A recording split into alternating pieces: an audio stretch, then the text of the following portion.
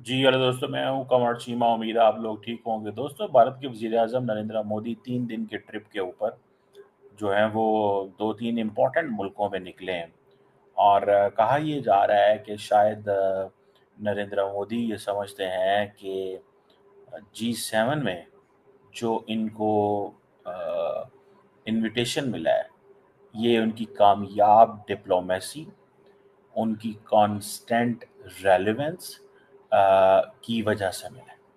This is what India जो है वो कह रहा है।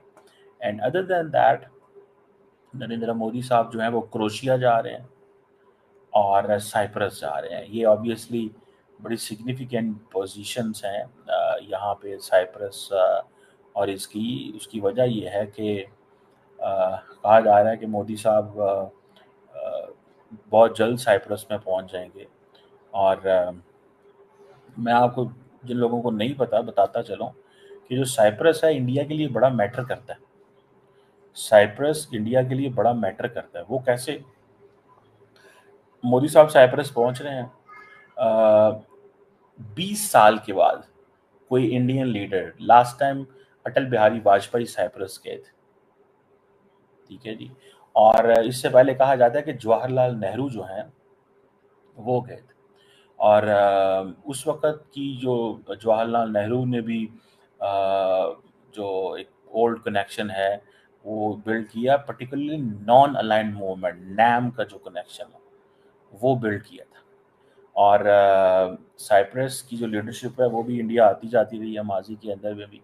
और अभी अ, इंडिया की तरफ से कहा जाता है कि बहुत सारे लीडर्स वहाँ पे गए। इंदिरा गांधी गई हैं, अ, फिर उसके बाद वाजपेयी साहब गए थे, फिर प्रेसिडेंट पटेल गए थे 2009 में, प्रेसिडेंट रामनाथ कोविंद 2018 में गए थे, जो पिछले प्रेसिडेंट थे। जयशंकर साहब 2022 में गए हैं।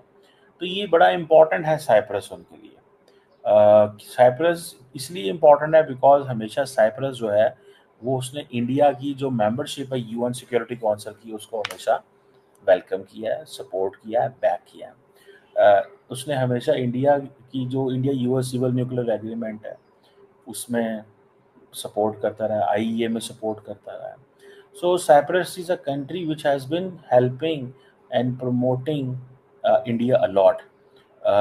और पुलवामा में भी देखें, ये पुलवामा टेरर अटैक और 2002 में पहलगाम अटैक, ये सारा जो है ना वो अ, जो करने की कोशिश कर रहे हैं, वो ये है कि हमें दुनिया पूरी सपोर्ट करती है। This is what they are making a case. बहरहाल इसी तरह अगर ये देखा जाए कि जो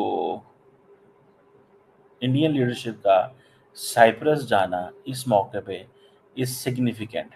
ताल्लुकात को जो है वो रिवाइव करना चाहते हैं। और इसमें टर्किश रेफरेंस भी इम्पोर्टेंट है, ये भी ज़हन में रखिएगा। जो टर्की का प्रॉब्लम है साइप्रस के पास, उसमें ये है कि ये जो साइप्रस टर्की के जो रिलेशन हैं हमेशा मुश्किल में रहे हैं। कहा जाता है कि जी टर्की जो है उसने 1974 में जो हमला किया था साइप्रस पे, उसके बाद ये आइलैंड जो है ये डिवाइड हो गया था। और फिर रिपब्लिक ऑफ नॉर्दर्न साइप्रस एक बन गई थी, और जिसको सिर्फ और सिर्फ तुर्की ही जो रिकग्नाइज करता है। लेकिन इसमें मैं आपको बात बताऊँ, पाकिस्तान फुली सपोर्ट्स तुर्की in its position in Cyprus. So ये ऐसे ही है कि अगर साइप्रस इंडिया की तरफ है तो पाकिस्तान उसकी तरफ है। सो इंडिया पाकिस्तान में हाइफनेशन हर जगह आपको मिलेगी। वो कि इंडियंस मानने को तैयार नहीं है, तो नहीं नहीं नहीं नहीं, कोई ऐसी हाइफनेशन नहीं है। हर जगह आपको ये हाइफनेशन मिलेगी। वो अगर पाकिस्तान तुर्की की तरफ है, इंडिया साइप्रस की तरफ। ठीक है ना जी। और और इंडिया हमेशा वो काम कहता है तुर्की को जो वो समझते हैं कि जनाब जिसमें पाकिस्तान उनके साथ खड़ा हुआ। सो इस चीज़ को थोड़ा सा अंडरस्टैंड कीजिएगा। ये हमेशा ऐसे ही चीज़ रही है।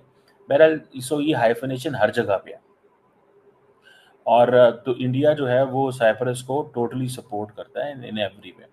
बहरहाल दैट इज़ अनदर थिंग जिसको हम हाईलाइट कर रहे हैं।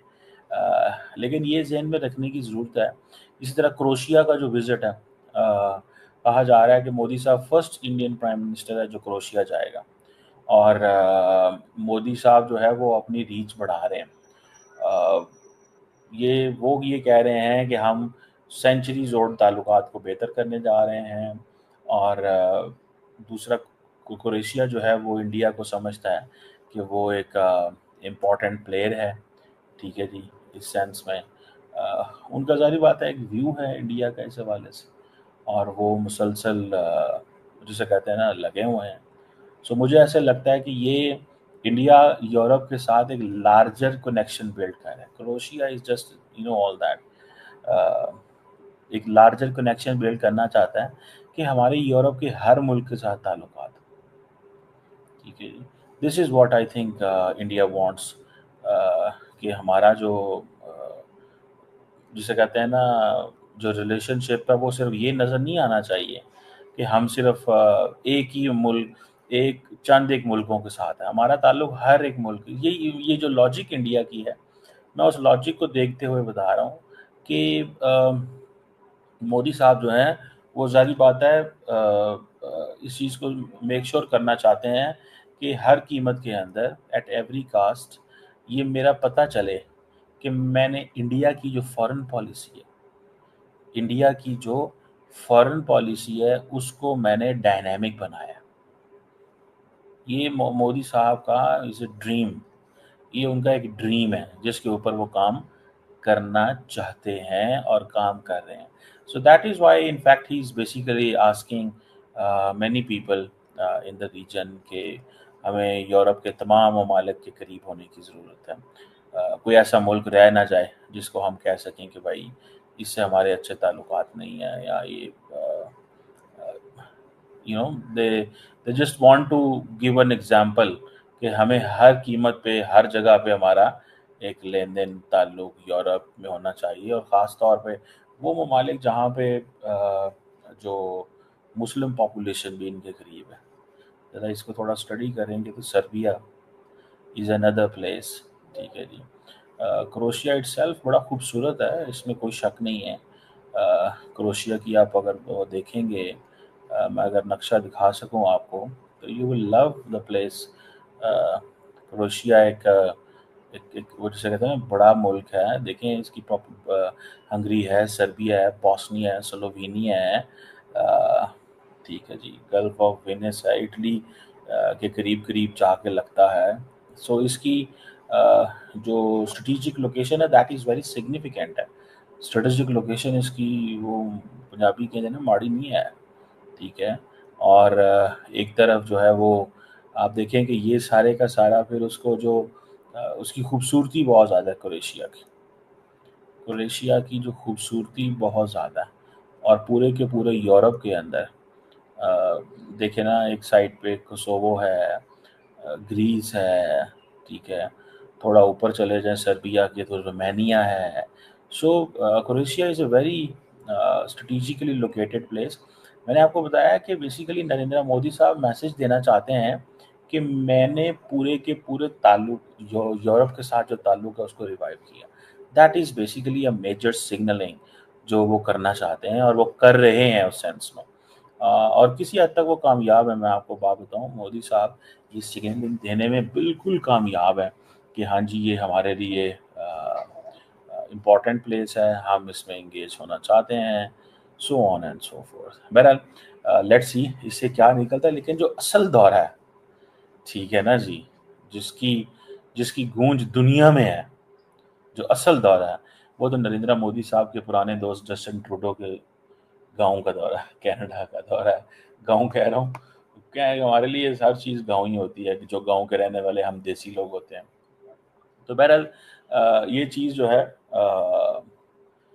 This is what is important कि किस अंदाज से, ठीक है ना जी, किस अंदाज say that is going on. मुझे लगता है कि पाकिस्तान को तो सारी बात है G7 में नहीं बुलाया जाता, क्योंकि हम उस वी आर नॉट दैट पार, हम इकॉनमी वो नहीं है। लेकिन इंडिया जो है वो मेडिटेरेनियन में जैसे अपनी उसने पुश बढ़ाई है, ठीक है जी, साइप्रस के ज़रिए एंड अदर मुल्कों के ज़रिए ग्रीस के साथ अच्छे ताल्लुकात इंडिया ने डेवलप किए हैं।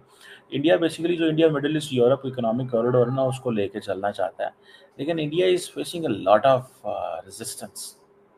इंडिया को बहुत ज़्यादा रेजिस्टेंस आ रही है, ठीक है जी। और साइप्रस आपको पता है इजराइल की भी बड़ा करीब है, that is one reason India also wants to get closer with Cyprus.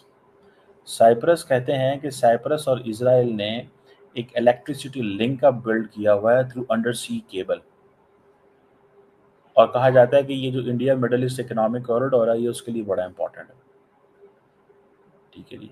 So Israel is important player for them. ये इस चीज़ को जहन में रखें। सो बहरहाल इंडिया जो है वो माजी में इस तरह के फॉर्मेट भी इंट्रोड्यूस करा चुका है, India Israel Cyprus trilateral forum. ये 2023 में अनाउंस की गई थी, लेकिन इसमें कोई लार्जली हुआ नहीं है। सो मोदी साहब जो है वो साइप्रस और ये सारी जगहों पे इसलिए जा रहे हैं बिकॉज ही अंडरस्टैंड्स कि हमें किस तरह चीज़ों को मेक श्योर करना है, ताल्लुकात को बेहतर करना है, एंड चीज़ें किस तरह लेके चलनी है। बहरहाल असल चीज़ तो होनी है कनाडा के अंदर, that is where things are going to be visible, ठीक है ना जी। मुझे ज़ाती तौर पे ये लगता है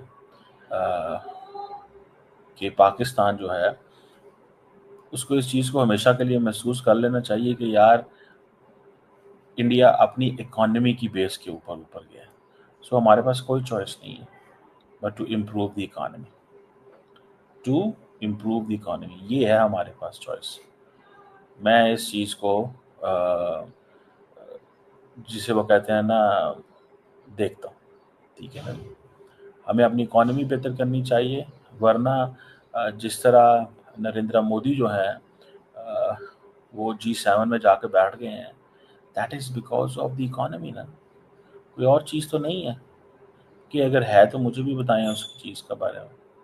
तो ये इकोनॉमी है जो बेसिकली दैट ड्रैग्स और that gives you sort of एक वो जो रेलिवेंस है वो आपको इकोनॉमी देती है और कोई चीज़ नहीं देती। कनाडा के प्राइम मिनिस्टर ने जब बात की थी तो उन्होंने क्या कहा था, उन्होंने एक ही बात की थी कनाडा के प्राइम मिनिस्टर ने, उन्होंने कहा बहुत बड़ी डेमोग्राफी है, बहुत बड़ा इकोनॉमिक साइज है, हम इसको इग्नोर नहीं कर सकते, वी कांट इग्नोर इट। अच्छा वो बात मुझे समझ आती है, ही इज़ एब्सोल्युटली राइट कि कैसे आप इंडिया को इग्नोर करेंगे, कैसे आप इंडिया को इग्नोर करेंगे इस सिचुएशन के अंदर। So it's not easy to ignore India. देखें इंडिया एवं नहीं जाके G7 में बैठ जाता, इंडिया को वो स्पेस जो इंडिया दुनिया दे रही है। देखिए आपको कोई भी पावरफुल टेबल्स पे नहीं बिठाता जब तक आपके पास वो ना हो एक जिसे वो कहते हैं ना आपकी पोजीशन ना हो। आपको कोई यार अच्छे खाने की टेबल पे नहीं बिठाता, समझ रहे हैं आप बात, खाने की अच्छी टेबल पे नहीं बिठाता, भूल जाएं आप इन चीज़ों को, ठीक है जी। सो मुझे ऐसा लगता है the most important point here is कि India made it to the G7 because उनको इस चीज़ का अंदाज़ा है कि इंडिया फ्यूचर में हमारे काम आएगा, और फिर जैसी तैसी डेमोक्रेसी, इकोनॉमिस्ट इसे कहता है इलेक्टोरल अथॉरिटेरियनिज्म है वहाँ, ठीक है। इंडियंस को बहुत बुरी लगती है बात, लेकिन जारी बात है दुनिया ये कह रही है तो उसको ना मैं रोक सकता हूँ, ना आप रोक सकते हैं, ना कोई भी रोक सकता है। बहरहाल ये एक चीज़ है। सो इंडिया जो है वो ऑलरेडी देखिए वेस्टर्न ब्लॉक का हिस्सा है, इंडिया वेस्टर्न ब्लॉक का हिस्सा है। इंडिया ने अपने आप को ये इस्टेब्लिश किया है कि वो वेस्टर्न ब्लॉक का हिस्सा है। जो कल एससीओ की स्टेटमेंट आई है उस पर India was not part of that, India kept itself to the distance. Modi साहब ने कहा सॉरी मैं इसका हिस्सा नहीं बनूंगा, भाई तुम लोग बनो, बनना है तो मुझे ना इसमें लेके आओ, ये मेरा कोई इसमें नहीं है। तो ट्रम्प साहब भी खुश हो गए होंगे किसी हद तक, लेकिन मेरा ख्याल है इंडिया ने ट्रम्प को कम खुश करना चाहा और इसराइल से अपने ताल्लुकात को ज़्यादा जो है वो बचाने की कोशिश की है इसमें। This is what I understand at least, मुझे ये जो चीज़ है वो नज़र आती है। लेट्स सी क्या निकलता है इन दौरों से, बट दैट्स इंटरेस्टिंग स्टोरी।